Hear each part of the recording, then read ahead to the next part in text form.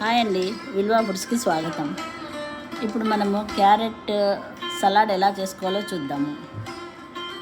ఒక 2 క్యారెట్లు తీసుకొని దాన్ని బాగా తురిమి వాటిని ఒక బౌల్లో వేసుకోవాలి. దానికి తగినంత ఉప్పు వేసుకొని ఒక నిమ్మకాయ ముక్క పిండుకోవాలి.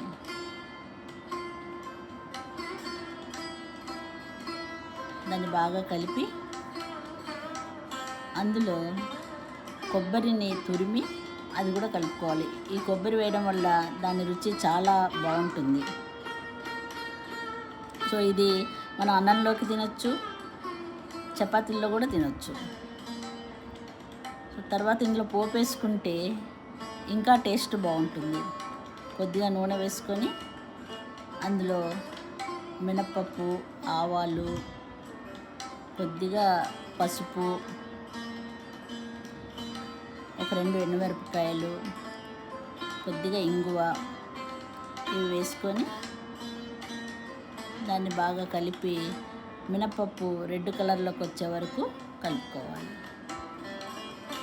తర్వాత ఇందులో కొంచెం కారంగా ఉండడానికి పచ్చిమిరపకాయలు,